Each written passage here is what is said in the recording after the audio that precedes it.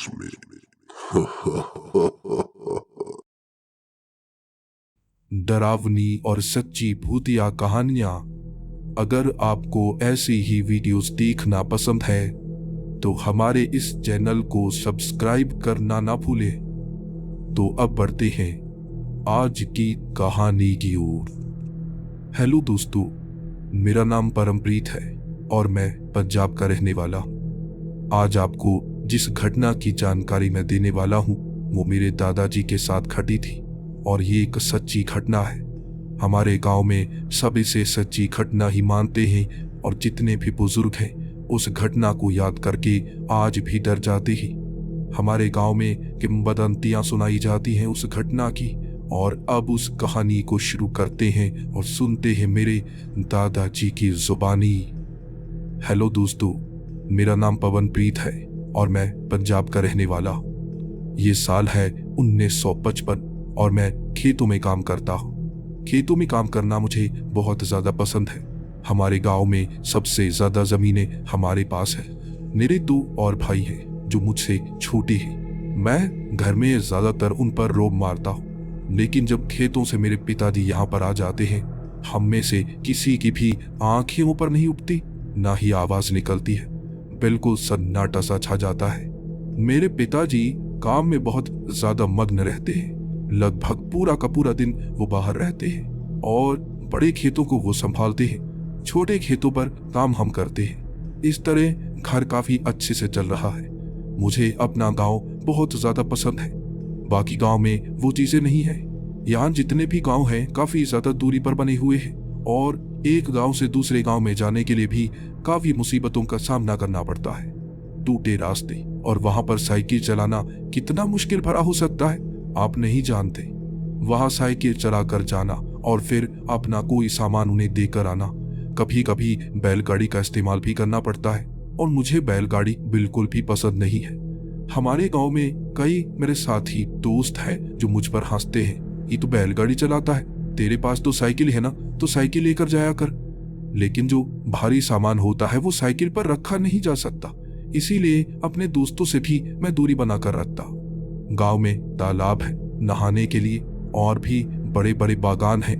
हर चीज हमारे गांव में मिल जाती है, लेकिन कपड़े लेने के लिए हमें शहर ही जाना पड़ता है। अपने दोनों भाइयों को साइकिल पर बिठाकर कभी कभी मैं शहर जाता हूँ और जब शहर से वापस आता हूँ शाम तक थक जाता हूँ। गांव में समय जैसे बहुत धीमा चलता है, शहर में बहुत तेज चलता है। वहां लोग भागी भागी फिरते हैं जैसे उन्हें बहुत ज्यादा काम हो, रुकने का नाम नहीं लेते। गांव में बड़ी शांति होती है, शहर में वो एहसास नहीं होता। लेकिन शहर में कभी कभी वो नई नई चीजें देखने को मिल जाती है जो हमने कभी देखी ही नहीं होती। कपड़े अलग अलग रंग के, जबकि गांव में सिर्फ सफेद रंग के कपड़े ही मिलते हैं। जब शहर से रंग बिरंगे कपड़े आते हैं मैं भी देखता रह जाता।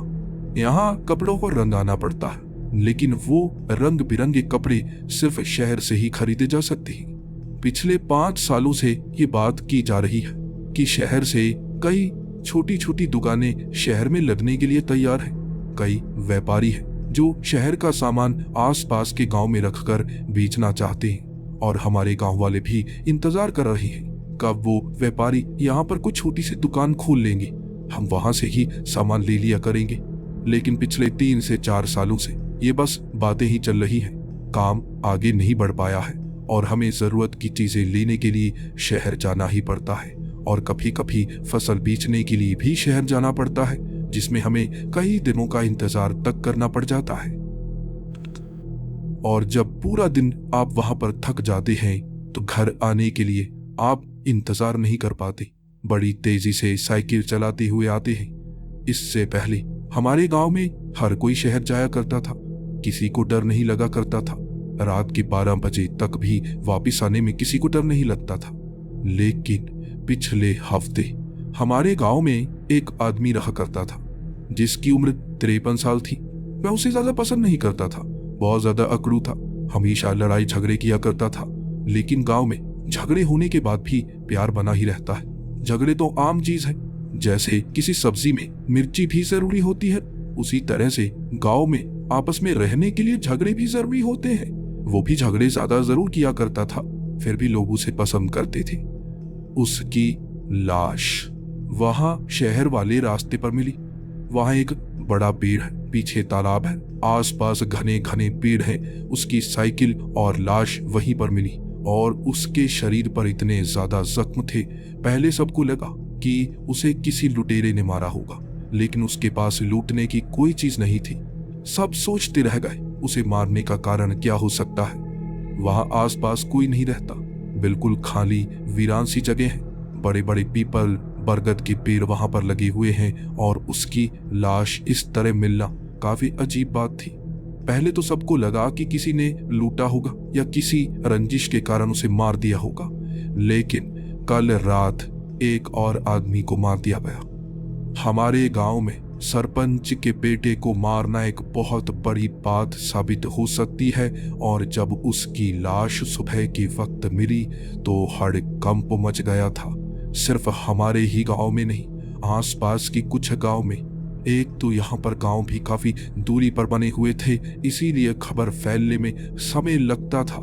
लेकिन उस पेड़ के आसपास 2 लाशों का मिलना ये बात बताता था कि कुछ ना कुछ वहां चल रहा है। हो सकता है वहां पर लुटेरे छिप कर रहते हैं, और जब कोई शहर से वापस आ रहा होता है तो वो लुटेरे लूटने के लिए, सामान छीनने के लिए हमला करते हैं और जिंदा नहीं छोड़ते। अब इस बात ने हमारे गांव में डर पैदा कर दिया था। सबका मानना था अब अकेले कोई वहां से नहीं निकलेगा, रात के वक्त ज्यादा ध्यान रखेंगे। इसी के साथ अपने पास कोई ना कोई हथियार रखना अब आम बात हो गई थी। बड़े बड़े हथियारों को लेकर कई साइकिल में 2-3 सवार होकर वहां से निकला करते, और मेरे पिता ने भी कह दिया था अब वहां से बिल्कुल नहीं जाना है। मैं अपने गांव में काफी ज्यादा प्रसिद्ध था लड़ाई करने के लिए। हमारे गांव में जब भी अखाड़ा होता, मैं कुश्ती में हमेशा फर्स्ट प्राइज ही जीतता, क्योंकि मेरा मुकाबला करना इतना आसान नहीं था। बड़ा शरीर बना डाला था। घी, मक्की की रोटी और सरसों का साग आपके शरीर पर क्या असर डालता है मैं जानता हूँ। मेरा तगड़ा शरीर, और जब ये 2 घटनाएं हुई सबसे पहले आगे आकर मैंने ही कहा था मैं देखता हूँ वहां पर क्या चलता है। कौन लुटेरे? मैं और मेरे भाई वहां पर जाएंगे ना, पटक पटक कर धोबी घाट उनको ऐसे बना देंगे ना कि कोई देखने लायक नहीं होगा। 2 लोगों को मारा है, लुटेरों का हमें कुछ ना कुछ तो करना ही होगा। मेरे पिता कह रहे थे नहीं, तुम कुछ नहीं करोगे। कई बार उनकी संख्या ज्यादा होती है। आपका शरीर जितना मर्जी तगड़ा हो, अगर सामने वालों की संख्या ही ज्यादा हो, आप कुछ नहीं कर सकते। हमारे गांव में सब ये कह जरूर रहे थे, हथियार रख रहे थे, लेकिन अब तक उस पर कोई एक्शन लिया नहीं गया था। 5 दिनों बाद जब एक और लाश मिली, एक और किसान जो शहर से हर हफ्ते कुछ ना कुछ सामान यहाँ लाया करता था अपने खेतों के लिए और अपने घर के लिए, उसकी लाश भी वहां पर मिली। शरीर पर वैसे ही जख्म थे, साइकिल वहीं पर थी, साइकिल को चुराया नहीं गया था, उसका सामान भी उसकी जेब में था। इसके बाद तो हड़कंप मच गया कि ये लुटेरे नहीं है, रंजिश के कारण मार रहे हैं। हो सकता है कोई दुश्मन है हमारे गांव के, और इसीलिए 3 लोगों को मौत के घाट उतार दिया। अब उनसे बदला लेने का समय था। हमारे गांव में सबने ये प्लान बनाया कि करीबन 20 से 30 लोग इकट्ठे होकर उस जगह पर जाएंगे, देखेंगे, ढूंढेंगे, अगर हमें कोई मिलता है उसके खिलाफ अब एक्शन लिया जाएगा, पकड़ेंगे उसे, पीटेंगे और उबलवाएंगे ऐसा वो क्यों कर रहा है। 20 से 25 लोगों की भीड़ थी, मैं भी उनमें से एक था। रात के लगभग 12 बजे हम उस जगह के आसपास घूमते जा रहे थे। हम अलग अलग हो चुके थे, 2-2, 3-3 लोग, और मैं अपने 2 भाइयों के साथ उसी जगह आप उन पेड़ों के आसपास घूमते, कभी पेड़ों पर चढ़ जाते। दूर दूर तक हम देखते रहे, वहां कोई भी आदमी छिपा हुआ नहीं था। एक बार हमने ये सब किया, उसके बाद हमें लगा अब यहाँ से निकलना चाहिए, क्योंकि हो सकता है जिसने उन 3 लोगों को मारा है वो हर रोज यहाँ पर नहीं आता, हमें बार बार यहाँ पर आना होगा। अगले दिन भी ऐसा किया गया, तीसरे दिन भी ऐसा किया गया, लेकिन वहां किसी को पकड़ा नहीं गया। कोई भी ऐसा इंसान नहीं था जो वहां पर किसी को दिखता, इसीलिए हम सब वापिस आ गए थे और गांव में बस यही हलचल थी। उस जगह से अगर कोई अकेला निकलना चाहता है तो अपना ध्यान खुद रखे, हमें वहां ज्यादा खतरा महसूस हो रहा है। इसके बाद मैं शहर जाकर कुछ सामान लाना चाहता था। मेरे पिता कह रहे थे दोनों भाइयों को साथ लेकर जाओ और हथियार लेकर जाना। मैंने कहा मैं दिन के वक्त ही वापिस आ जाऊंगा। इसीलिए मेरे पिता मान गए। शहर में चला गया था मैं कुछ ऐसा सामान लाना चाहता था जो खेतों में इस्तेमाल किया जाता है कीड़ों को मारने के लिए, पेस्टिसाइड वगैरह। और वो सामान खरीदने के लिए मैं जिस दुकान पर जाता था वो दुकान पर सामान खत्म था और उन्होंने कहा 2 घंटे में वहां सामान आने ही वाला है। बस मैं इंतजार करता रह गया। इंतजार करते करते समय कितना बीत गया मैं किसी को बता भी नहीं पा रहा था।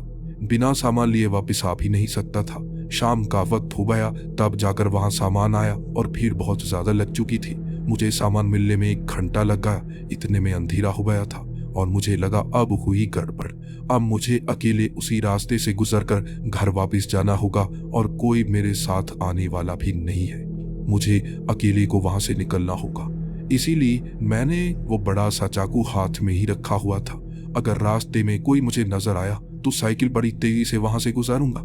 ये सोचकर मैं साइकिल अब उस इलाके से निकाल रहा था। ये इलाका था लगभग 10 किलोमीटर लंबा। वहां पेड़ों की संख्या ज्यादा थी।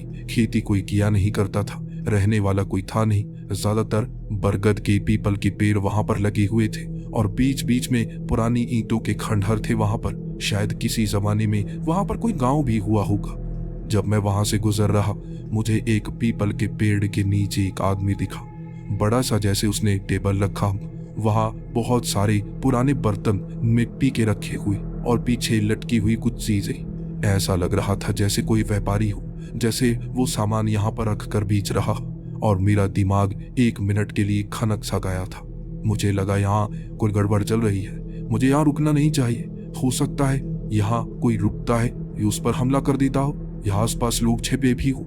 ऐसी जगह जहां पर 3 लाशें मिल चुकी हैं वहां पर कोई व्यापारी इस तरह से ये टेबल लगाकर चीजें क्यों बेच रहा है। मेरा दिमाग घूमने लगा और मैंने चीखते हुए साइकिल तेज चलानी शुरू कर दी। अमूमन मैं डरा नहीं करता था। अंधेरे में अकेला होने के बाद डर लगता है। आप जितने भी बड़े पहलवान हो, मौत से हर किसी को डर लगता है। मैं साइकिल तेज चलाता गया और वहां आंधी चलनी शुरू हो गई। पता नहीं कहां से बादल गरजने शुरू हो गए और उसके बाद आंधी इतनी तेज थी पत्ते उड़ने लगे थे।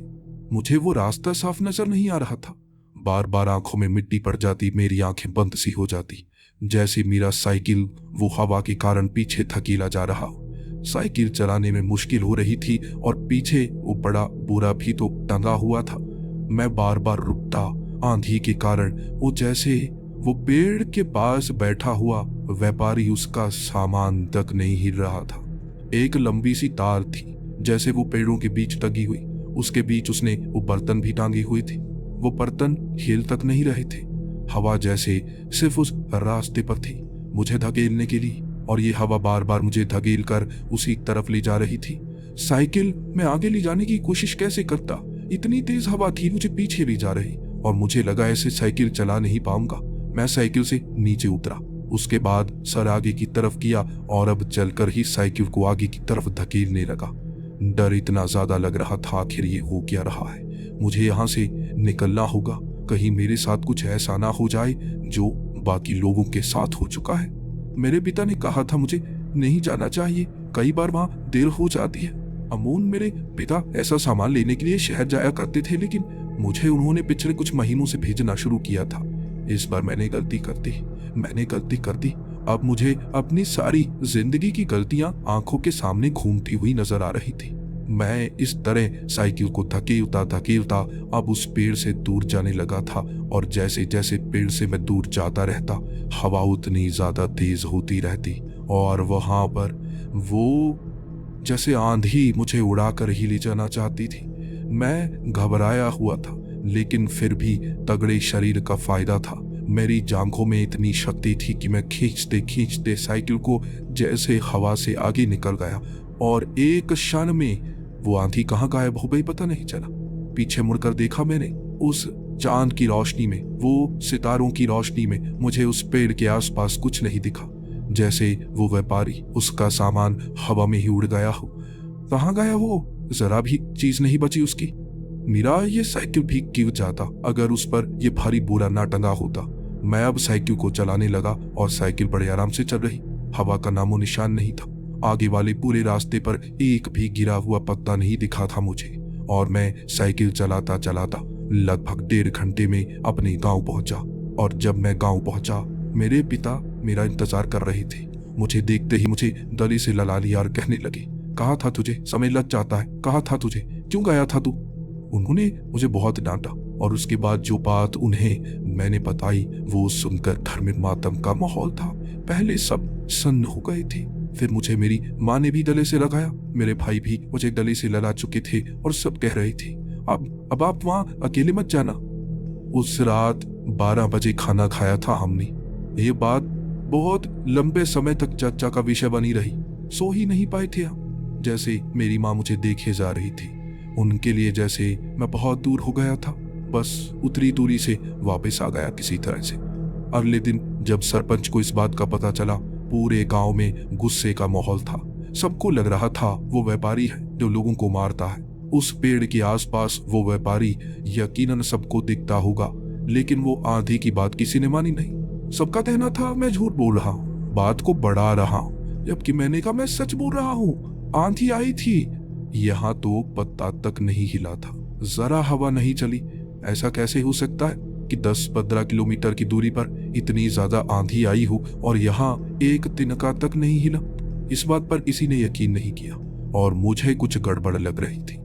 अमूमन ऐसे लुटेरे कई जगह होते हैं, लेकिन व्यापारी बनकर कोई क्यों बैठेगा? और अगर उसे हमला करना होता वो हमला कर सकता था। वो इंतजार कर रहा था कि मैं उसके करीब कब जाता, लेकिन वो आंधी, उसके बारे में मैं भी बता नहीं सकता। कुछ दिनों तक वो चर्चा का विषय रहा। उसके बाद एक और आदमी जब वहां पर मारा गया, तब वो बात हर जगह फैल गई। आखिर क्यों कोई वहां लोगों को मार रहा है? ये बात का पता लगाने के लिए सरपंच ने 5 लोगों को अपने साथ लिया था और यही कहा था, पता लगाने के लिए हम वहां पर जाएंगे और वहां जाकर हम देखेंगे आखिर क्या होता है। वो हट्टे कट्टे 5 लोग थे। मुझे भी सरपंच साथ ले जाना चाहते थे क्योंकि मैं कुश्ती में बहुत अच्छा था। मेरे पिता नहीं माने, वो उस दिन बहुत ज्यादा डर गए थे। सरपंच 5 लोगों को साथ लेकर रात को वहां पर गया था और पूरी रात उस पेड़ के आसपास ही रुकने वाला था। पता नहीं क्या हुआ, अगली सुबह तक सरपंच वापस आया ही नहीं। सरपंच की पत्नी बार बार अलग अलग लोगों से पूछ रही थी कि वहां जाकर देखो। मैम अपने भाइयों के साथ, मेरे पिता भी हमारे साथ ही थे। कुछ लोगों ने साइकिल ली, इकट्ठे बैठे। हम 20 लोग थे, वहां पर पहुंचे और वहां साइकिल तो मिला, लेकिन ना सरपंच मिले ना उनके साथ वो 5 लोग। हमने हर जगह तलाशी ली थी, पेड़ों के बीच, वो जितने पेड़ थे, खाली जगह, झाड़ियां, घास, हर जगह देख ली, कोई निशानी नहीं मिली। सरपंच उसके बाद किसी को नजर नहीं आए। गांव में वो नहीं आए, शहर में वो नहीं गए। जितने भी लोग थे हर किसी से पूछा गया, पुलिस को बताया गया। उसके बाद पुलिस कई बार यहाँ आ चुकी थी, कत्ल के बारे में पूछताछ कर चुकी थी, लेकिन पुलिस को शहर से बुलाना पड़ता। यहाँ पर पुलिस मौजूद नहीं होती। शहर में कई और कार्यक्रम होते, पुलिस वहां रहती, और यहाँ कत्ल हो रहे थे, डर बढ़ रहा था। इस बार तो सरपंच ही गायब थे, साथी ही गायब थे, पुलिस वाले कुछ नहीं कर पा रहे थे। 4 दिन बाद एक बहुत अजीब सी घटना हुई। सरपंच के साथ 5 लोग गए थे, उनमें से एक गांव में पहुंच गया, और जब वो गांव में पहुंचा उसकी दाढ़ी बढ़ चुकी थी। कुछ ही दिनों में बाल सफेद हो चुके थे। वो बहुत ज्यादा कमजोर हो चुका था, शरीर पर बहुत ज्यादा चोट के निशान, सर पर बहुत ज्यादा चोट के निशान। और जब उससे पूछा गया क्या हुआ उसके साथ और सरपंच कहाँ है, वो बता नहीं पा रहा था। वो बार बार कही जा रहा था, मुझे कुछ नहीं पता, मुझे कुछ नहीं पता वो कहाँ पर है। उसे याद तक नहीं था वहां पर क्या क्या हुआ, वो भूल चुका था। उससे बहुत सख्ती से पूछा गया था, गांव में भी, पुलिस वालों द्वारा भी, लेकिन सच में उसे याद नहीं था। पहले पहले सबको लग रहा था शायद ये घटना उसने करवाई हो, इसीलिए वो बचकर आ गए। बाकी कहाँ पर है किसी को नहीं पता, लेकिन उसकी जो हालत थी, उसे देखने के बाद इतने दिनों बाद सबने माना वहां कुछ ऐसा हो रहा है, कुछ बहुत भयानक, जो हर किसी की समझ से बाहर है। और इसको पता लगाने के लिए अब गांव में लोग इकट्ठे होने लगे थे। वो वहां जाना नहीं चाहते थे और किसी खास को भेजना चाहते थे। सबको लग रहा था ये कोई भूतिया घटना है, साधारण घटना नहीं। शरीर पर जैसे चोट के निशान थे वो बाहरी चोटें नहीं थी। जैसे शरीर पर कोई तेज धार हथियार से वार किया जाए तो बड़ा सा कट बनता है, खून बाहर आता है, लेकिन वो जो चोट के निशान थे वो जैसे मांस के अंदर कट के निशान थे। मांस तो फटा तक नहीं, अंदर निशान कैसे बन गए? पुलिस वाले अब इस बात पर यकीन नहीं कर पा रहे थे कि ऐसी कोई भूतिया घटना वहां पर होती है, और वो भूतिया व्यापारी कौन है। उसके बारे में जानकारी इकट्ठा करने के लिए रात के वक्त वहां पर जाना पड़ता, और पुलिस वालों को और भी कई काम थे। हमारे गांव में वहां जाने वालों की संख्या बहुत कम हो गई थी। हर किसी को डर लगने लगा था। अगर सरपंच गायब हो सकते हैं, एक आदमी बचा है जो लगभग पागल हो चुका है, तो वहां कुछ ऐसा होता है जो किसी के सामने आएगा तो वो मारा जाएगा। यह बातें जुड़ने लगी थी, कहानियां जुड़ने लगी थी। डायनों की कहानियां, चुड़ैलों की कहानियां, ऐसी कहानियां वैसी कहानियां, पता किसी को नहीं था। जो चीज मैंने देखी थी उस पर नई नई कहानियां बनाई जा रही थी जिसके बारे में मुझे तक नहीं पता। लेकिन कुछ दिनों बाद तक लोगों ने एक तरकीब लगाई। अगर वहां किसी जादूगर, कोई तांत्रिक बाबा को भेजा जाए तो शायद कोई काम बन सकता है। शायद उन लोगों के साथ कुछ ऐसा हो सकता है जिससे उन्हें बचाया जा सके। तो दूर के गांव में एक कुटिया में बाबा रहा करती थी। वो बाबा को भूत निवारक बाबा कहा जाता था। वो लोगों की परेशानियों को दूर किया करती थी, पैसे भी नहीं लिया करती थी। उनके पास एक शक्ति थी।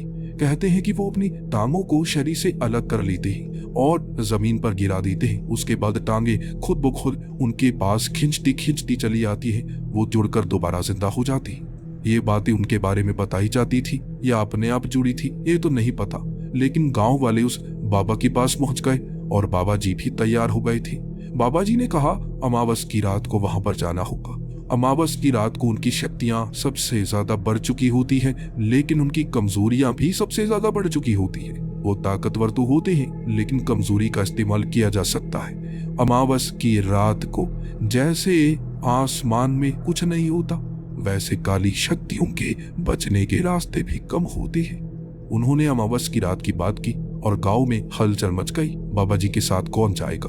बाबा जी ने कहा था एक ही आदमी जाना चाहिए। मेरे साथ किसी एक को भेजना जिससे तुम्हें यकीन भी हो कि मैं कोई झूठ नहीं बोल रहा, और सुरक्षा भी रहेगी हम दोनों की। लेकिन गांव में कौन जाना चाहता बाबा के साथ? कोई नहीं मान रहा था। अंत में मेरे पिताजी ने कहा मैं जाने को तैयार हूं। सरपंच के साथ बचपन से ही दोस्ती थी मेरे पिता की। मेरे पिता सबसे ज्यादा दुखी हुए थे कि सरपंच को जैसे कुछ हो गया है। वो बहुत दुखी रहा करते थे, और जब उस बाबा ने ये बात कही थी सबसे पहले मेरे पिता ने हामी भरी थी। पिछले कुछ दिनों से मेरे पिता बहुत बीमार चल रहे थे, फिर भी उन्होंने हामी भरी, और इस चीज का दुख मुझे सबसे ज्यादा लगा था। मेरे पिताजी ने जिद पकड़ ली थी कि वही जाना चाहते हैं। दिन करीब आता जा रहा था, लेकिन मैंने भी उस दिन पिताजी से लड़ाई की थी। मुझे अपने पिताजी से बहुत ज्यादा प्यार है। उनका शरीर कमजोर हो चुका था, बार बार कभी कभी वो बेहोश हो जाते। उनको अंदर से कोई जैसे बीमारी खा रही थी, इलाज की जरूरत थी, और ऐसी हालत में वहां पर वो जाते शायद कमजोर पड़ जाते। मैं तो हट्टा कट्टा था, तगड़ा था। मुझे कोई इतनी आसानी से हाथ नहीं लगा सकता, और अपने पिता को बचाने के लिए मैं अपनी जिंदगी को दांव पर लगाने के लिए तैयार था। हम पंजाबी रहे ही ऐसे हैं। कुर्बानियां देना तो हमारे खून में रहा है। अपनों के लिए मरना हम सबसे ज्यादा अच्छा समझते हैं, और मैं अपने पिता को भेजूं उससे अच्छा वहां पर मैं मारा जाऊंगा। मुझे जरा भी फिक्र नहीं होगी। अमावस्या की रात 8 बजे अपने पिता से झगड़ा किया था। वो आखिरी कोशिश कर रहे थे, और मैंने कहा था डरने की जरूरत नहीं है। भूत हो या प्रेत हो, उसे बीच में से चीर डालूंगा, और बाबा जी तो मेरे साथ है ही ना। बाबा जी ने कुछ नहीं कहा था। उसके बाद मैं बाबा जी के साथ उस तरफ निकला, साइकिल के सहारे। बाबा जी ने बड़े बड़े झूले वो साइकिल के पीछे टांग रखे थे। इस तरह जब हम उस जगह पर पहुंचे, वहां कोई व्यापारी नहीं था, और बाबा जी कह रहे इंतजार करना होगा। अगर हम बड़ी संख्या में जाते हैं, अलग अलग तरह के लोग होते हैं, वो शक्तियां हमारे सामने नहीं आती। जैसे ये दरवाजे की तरह होता है। वो मुझे कहानियां बता रहे थे, और वैसे भी कह रहे थे जब वो नजर आएगा तब हम कुछ कर सकते हैं। तब तक मैं तुम्हें कुछ कहानियां सुनाता हूँ, इससे तुम्हारी जानकारी बढ़ेगी और तुम कुछ समझ भी पाओगे ऐसी शक्तियां कैसे काम करती है। मैं भी बातें सुनने लगा। काम की बातें सुनना बहुत अच्छा होता है और एक बाबा से भूत प्रेत की जानकारी लेना तो सबसे अच्छा साबित हो सकता है। तब बाबा बताने लगी थी, जो अंधेरी रातें होती है ना, जब ऐसी वीरान जगह जहां किसी का आना जाना ना हो, वहां कभी कभी किसी समय पुरानी शक्तियां जाग जाती है। आपको कई सालों तक वहां कुछ महसूस नहीं होगा। अचानक भूत प्रेत दिखना शुरू हो जाएंगे। सबको लगता है कहीं और से भूत प्रेत ऐसी खाली जगह पर आकर बस जाते हैं, लेकिन ऐसा नहीं होता। हम समय से बंधे हुए हैं, हमारा जीवन काल है। हम एक से एक आगे बढ़ते जाते हैं, बूढ़े होकर मर जाते हैं। जब हम मर जाते हैं हमारी आत्मा समय के साथ नहीं चलती, हमारा समय अलग होता है। उन भूतों का, प्रेतों का समय अलग होता है। हो सकता है जो आपको 100 साल बाद प्रेत नजर आए, असल में उसकी मौत 100 साल पहले हुई हो। वो प्रेत बन गया, लेकिन 100 सालों तक वो किसी को दिखा नहीं।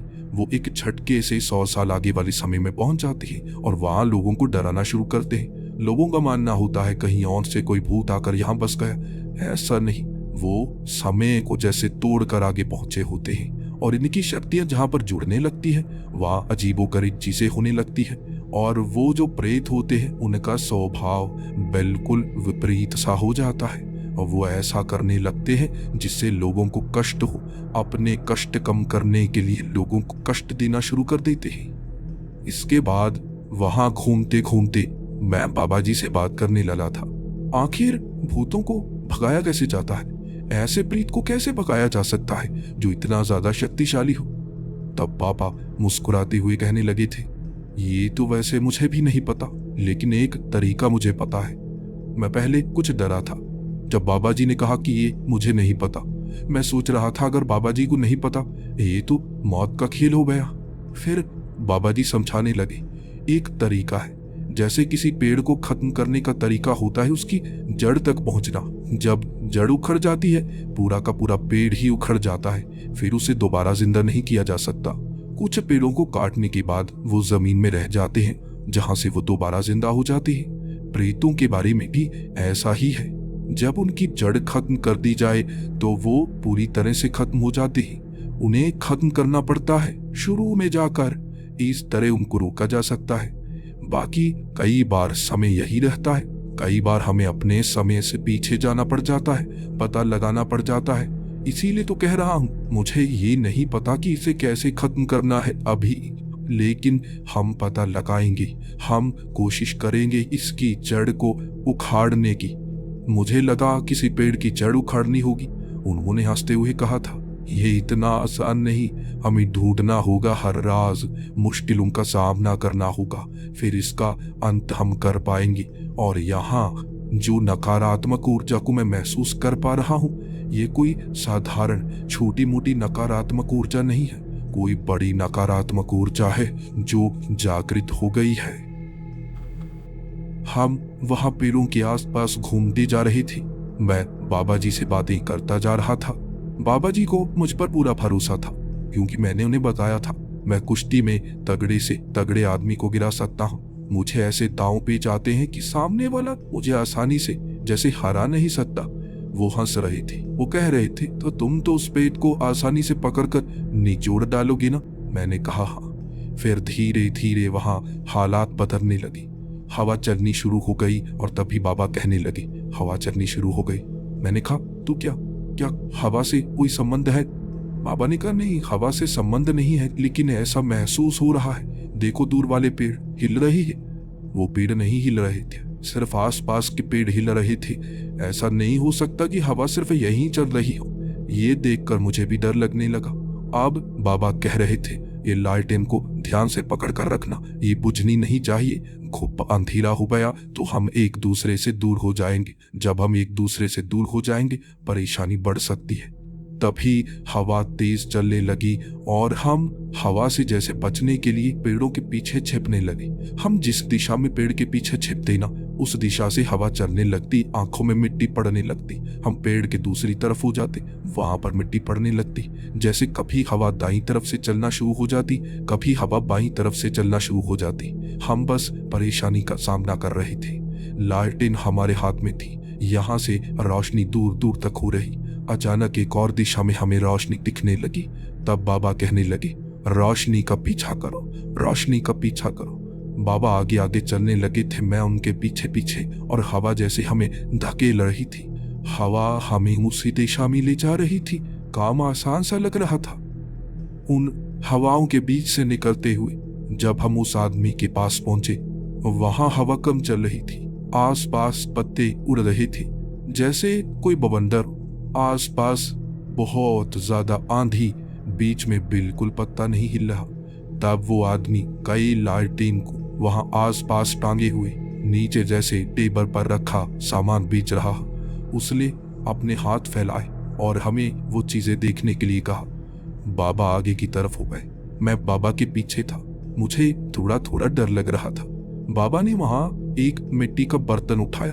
उसे देखते ही जैसे उन्हें कोई झटका लगा, वो थोड़ा थोड़ा डरने लगे थे।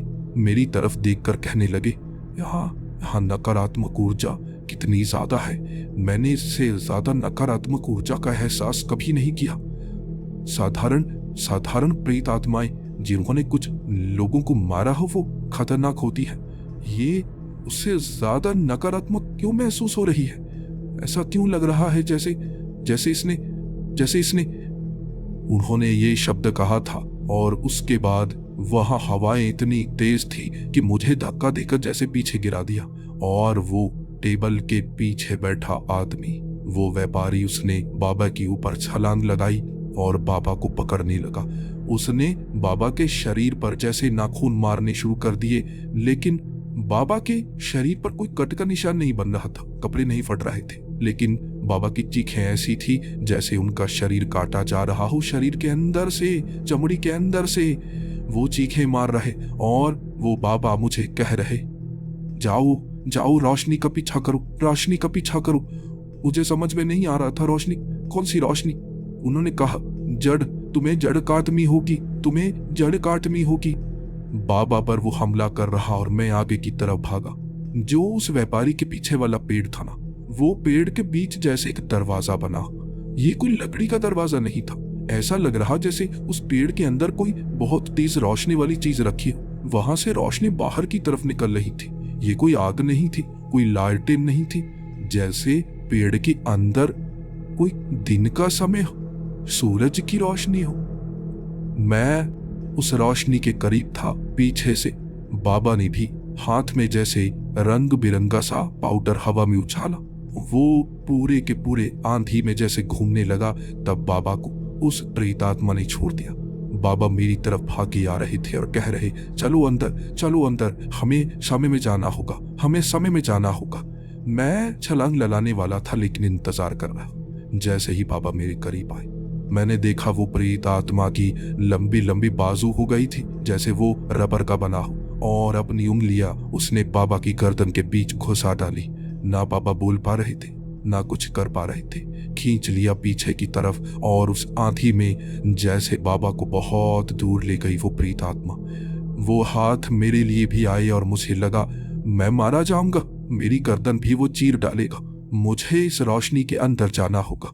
मैंने रोशनी में छलांग लगा दी। मैं पेड़ के अंदर था, और जब मैंने पेड़ के अंदर छलांग लगाई, मैं सिकुड़ कर बैठना चाहता था, लेकिन जैसे मैं फिसला, आगे की तरफ गिरा और रोशनी से मेरी आंखें चुधिया गई। मैं इधर उधर झांक रहा, ये क्या चीज है? और मुझे नजर आ रहे आसपास लटके हुए कपड़े, बड़े बड़े बांस के डंडे, और उन पर लटके हुए कई कपड़े। ये गंदे मैले पुराने कपड़े थे जो मिट्टी से सने हुए। लेकिन ये क्या, कपड़े कहाँ पर आ गए? वहां कुछ पेड़ भी नजर आ रहे, पेड़ों की लकड़ियां नजर आ रही, और मैं भाग रहा, कहीं वो हाथ मुझे मार तो नहीं डालेंगे। कपड़ों के बीच, लकड़ियों के बीच से जब बाहर निकला, मुझे कुछ लोग नजर आए। ये कोई प्रेत नहीं थे, लेकिन सबसे हैरानी वाली बात, आंखें रोशनी से चुंधिया रही। रोशनी आसमान से आ रही थी, सूरज चढ़ा हुआ बिल्कुल ऊपर, जिसे देखा नहीं जा सकता। रात से दिन कैसे हो गया मुझे नहीं पता, लेकिन यहाँ लोगों की भीड़ थी और मैं घबराया हुआ उन्हें कह रहा, बाबा को बचाओ, बाबा को बचाओ। और वो कह रहे, कौन से बाबा, कौन से बाबा? 2 लोग थे जो मुझे डरा हुआ देख मेरे साथ आए। मैंने कपड़े के बीच जगह दिखाई और कहा, ये यहाँ से मैं आया। वो हंसने लगे, कहाँ से? तुम पेड़ से निकले हो, तुम इंसान हो, तुम अपनी माँ की कोख से आए होगे, पेड़ से नहीं आए हो। मैं उन्हें बता रहा, एक प्रेत आत्मा ने मुझे पकड़ा था, लेकिन वो मेरी बात पर यकीन नहीं कर रहे, बल्कि मेरे कपड़ों की तरफ देखकर कह रहे, तुम पागल तो नहीं लगते, ये कैसे फटे हुए कपड़े पहने हैं? मैंने अपनी उस चादरे की तरफ देखा। ऊपर से मैंने कुर्ता पहना हुआ। मेरा कुर्ता थोड़ा सा मैला था, ऊपर थोड़े बटन थे लगे हुए, लेकिन उन्होंने जो कपड़े पहने थे वो थोड़े मैले से थे, अजीब से, बिना सिले हुए कपड़े जैसे सबने पहने हुए थे, शरीर पर लपेटे हुए। चादरा उन्होंने भी पहना हुआ था, लेकिन अजीब अजीब सा लग रहा। मैं जब वहां से निकला, मैं खुद हैरान था। सबने जो पगड़ी भी पहनी थी वो भी कुछ अलग सी लग रही, रंग भी बिल्कुल अलग से लग रहे। यहाँ जमीन पर मिट्टी ही मिट्टी थी और पेड़ भी बहुत ज्यादा, लेकिन इस मिट्टी में भी मेले की तरह लोग जैसे घूम रहे। और वो जो बांस के साथ वो कपड़े टंगे हुए थे, वो जैसे बाजार का दृश्य था। वहां बड़े बड़े टेबल पर जैसे मिट्टी के बर्तन रखे हुए और सामान रखा हुआ, जैसे लोहे का सामान।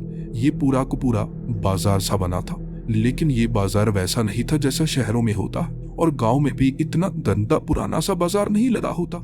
ये बहुत पुराना पुराना सा बाजार लग रहा, पुरानी पुरानी सी चीजें, लेकिन चमकदार सी। मैं हैरान परेशान देख रहा। मुझे घर जाना है, मुझे घर जाना है। मैं हट्टा कट्टा तगड़ा पहलवान, लेकिन फिर भी अंदर से जैसे बच्चा ही था, डरा हुआ बच्चा। मैं इतना घबराया था कि बार बार लोगों से पूछ रहा, मैं कहाँ पर हूँ। अपने गांव का नाम बताता, उस गांव के बारे में किसी को पता नहीं था। वहां पुरानी बैलगाड़ियां थी, वहां कई बैल थे, गोबर हर जगह। ऐसी जगह पर मैं कभी नहीं आया था और कोई मेरी मदद भी करने वाला नहीं। ये बाजार था जहां से लोग सामान खरीद रहे, बैलगाड़ियों पर रख रहे। और जैसे ही मैंने कुछ अजीब से लोगों को देखा। साधारण लोगों की तरह उन्होंने कपड़े नहीं पहन रखे थे, उनके कपड़े अलग थे। शरीर पर बहुत सारा लोहा पहना हुआ, हाथ में तलवारें पकड़ी हुई। मुझे लगा शायद ये कोई और जगह है, मैं इनसे पूछता हूँ। जब मैं उनके करीब गया, उन दोनों ने मुझे पकड़ लिया। वो कहने लगे, तूने कपड़े कैसे पहने, कहाँ से आया है तू यहाँ जा नहीं लगता, तू कोई जासूस तो नहीं? मैंने कहा, मैं जासूस नहीं, मैं बाबा जी के साथ यहाँ पर आया था। प्रेत आत्मा, एक पेड़ के पास ना प्रेत आत्मा थी, वो टेबल पर वो लोगों को मार रही थी। हम उनको रोकने के भी आए थे। और वो हंसने लगे, पागल है, ऐसे जाने दो यहाँ से। वो सैनिक थे। और उसके बाद वो बाजार से बाहर निकला मैं। वहां कई घोड़े थे, घोड़ों की जैसे रेस लगी हुई, बैलों की रेस। एक तरफ बड़ा सा अखाड़ा बनाया हुआ जिसमें पानी था, कीचड़ था। वहां युद्ध कर रहे, कई जैसे कुश्ती कर रहे लोगों की संख्या काफी थी जो तालियां बजा रहे। एक पेड़ के पास बैठे एक आदमी को मैंने कहा था, बाबा जी मेरी मदद कीजिए, मैं समझ नहीं पा रहा मैं कहाँ जाऊं। दूर दूर कुछ नजर ही नहीं आ रहा, पेड़ों के बीच मेरा गांव कहाँ है। जब मैंने गांव का नाम बताया, बाबा जी को गांव के बारे में नहीं पता था। मैंने उन्हें कहा, 1955 में आप कौन से गांव के हैं? उन्होंने कहा, 1955 क्या 1955, ये 1853 है, 1955 नहीं। दिमाग तो खराब नहीं हो गया तुम्हारा? और ये बात सुनते ही मेरी आंखें खुल गई। बाबा जी की सारी बातें दिमाग में घूमना शुरू हो गई। जड़ से पेड़ को खत्म करना पड़ता है।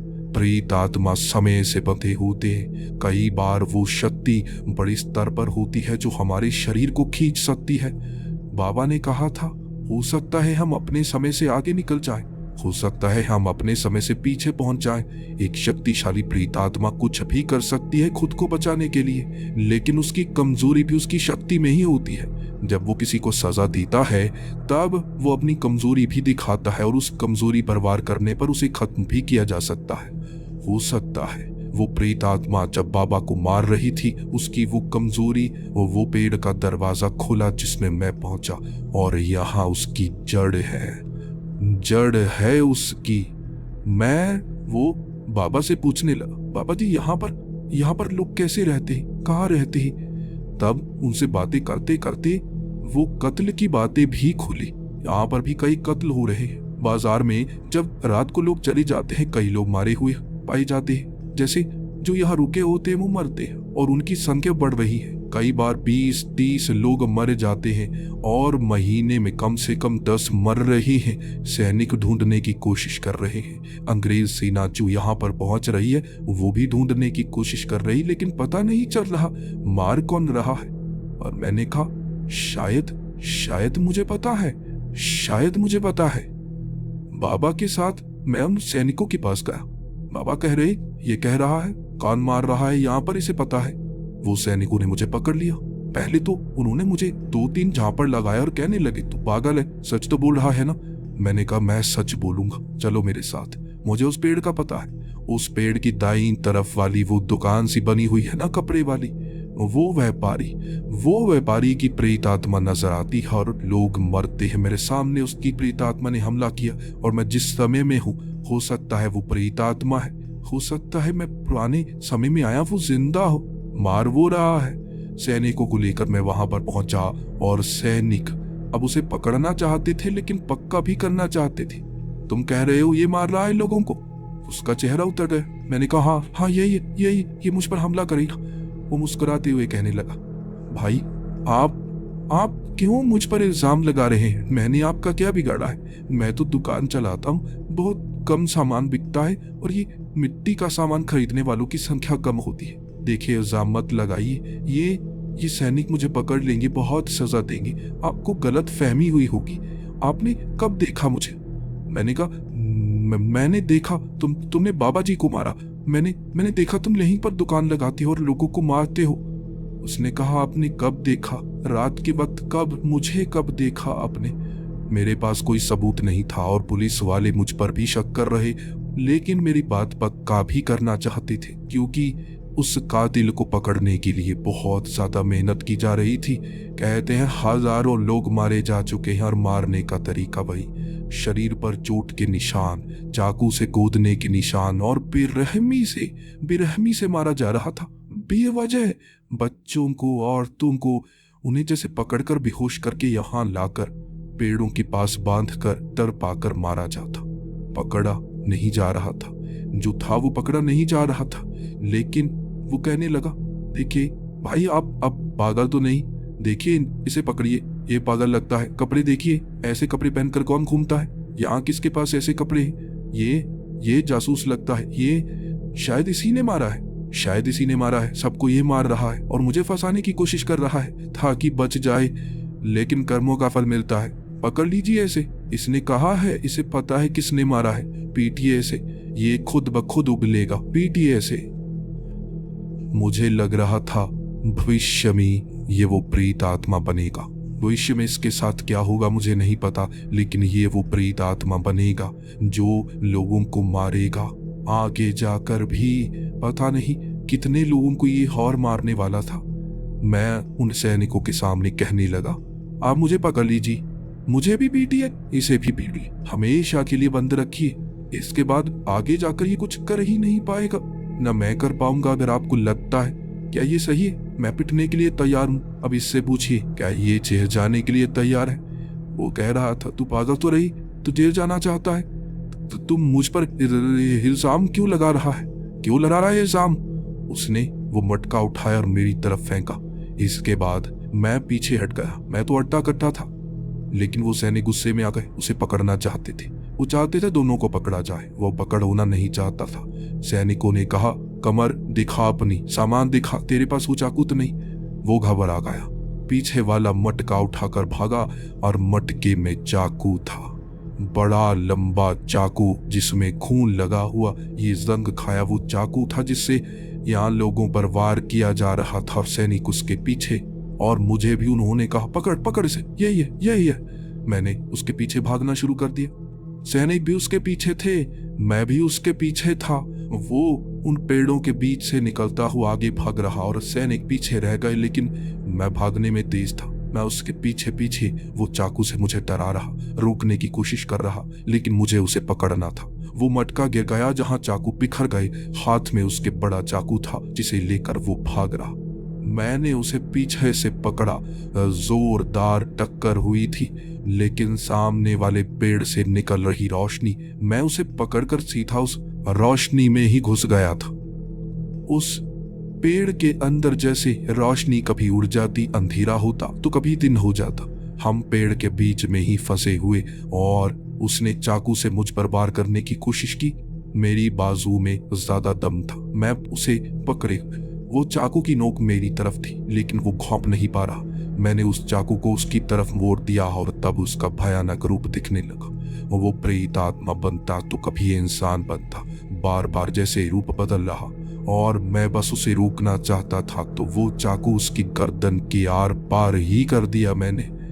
उसकी गर्दन से जब खून निकल रहा था, उसकी आंखों से भी लहू निकलना शुरू हो गया। वो लहू उसके शरीर के हर अंग से निकलने लगा, और लहू जमीन में जाने लगा। शरीर उसका पिघलता गया था, और मैं उस रोशनी में जैसे बेहोशी की हालत में हर चीज खिंचती हुई दिख रही थी मुझे, और मैं वो चाकू भी उसकी गर्दन से निकाल नहीं पाया। और जैसे ही मैं एक झटके को महसूस कर पाया, मैं उस पेड़ से पीछे गिरा था। अंधेरा, और पेड़ के सामने बैठे हुए वो बाबा जख्मी थे, जख्मी बहुत ज्यादा, लेकिन जिंदा, और वहां उनसे उठा नहीं जा रहा। मेरे हाथ में वो चाकू अभी मौजूद था, पता नहीं कहां से आ रहा। और वो चाकू देखकर मैं डर गया, एक तरफ फेंका, और मैं बाबा से कहने लगा, कहाँ है वो? बाबा ने कहा, नकारात्मक ऊर्जा खत्म हो गई। वो प्रेत आत्मा का रूप बनने से पहले तूने खत्म कर दिया, तभी तो यहाँ से वो नकारात्मक ऊर्जा का एहसास भी बिल्कुल खत्म हो गया, जैसे वो यहाँ पर आई ही ना। तूने जड़ खत्म कर दी ना। मैंने कहा, जड़? शायद मैंने उसे मार डाला, वो प्रेत आत्मा थी, या पुराने समय में जाकर उसे मारा। बाबा ने कहा, हाँ, तूने जड़ खत्म कर दी, सबूत तेरे पास है। वो प्रेत आत्मा इसी चाकू से जुड़ी थी, और तू समय से ही उसे अलग ले आया, जिससे वो बाकियों को मारने वाला था, किसी बड़े को जिससे वो प्रेत आत्मा बनता। तूने उस चीज से उसी को मार डाला, और जड़ खत्म हुई। भले ही उसे वो सजा नहीं मिली, लेकिन ये शैतानी शक्ति का अंत हुआ। बाबा को वहां से निकाला नहीं जा सकता था, वो ज्यादा जख्मी थे। पूरी रात मैंने इंतजार किया, और सुबह के वक्त गांव से हमें देखने के लिए लोग आ चुके थे। हमें जिंदा देखकर वो खुश थे, और ये जानकर भी खुश थे वो प्रेत आत्मा का अंत हुआ। वो कई बेहोश लोग वहां मिले थे, सरपंच भी जिनकी दिमागी हालत सही नहीं थी, और वो 4 लोग भी जो उस दुनिया में चले गए थे। वो समय में वहां मुझे दिखे तो नहीं थे, लेकिन यहाँ पेड़ों से अलग होकर वो निकल आए। बेहोशी की हालत में उन्हें गाँव ले जाया गया। 1 महीना लगा उन्हें सही से बात करने में। वो झटके में थे, वो जैसे ऐसी जगह में थे जहां से वो उन्हें लगा था वो निकल नहीं पाएंगे। समय को तोड़ डाला था उन्होंने, और मैंने उस प्रेत आत्मा को मारकर उन्हें बचा लिया। कुछ समय लगा उन्हें सही से बात करने में, पहले जैसे बनने में, लेकिन मुझे अपने गांव में बहादुर माना जाने लगा। लोगों में खौफ अब भी था। प्रेत आत्मा वो भयानक थी, वो जो लोगों को सिर्फ मजे के लिए मारा करता था, वो प्रेत आत्मा बना था, और वो लगभग 100 साल आगे जागी थी। प्रेत आत्मा लोगों को मौत के घाट उतार देती, लेकिन मैंने उसका अंत कर दिया। बाबा भी इस बात से खुश थे।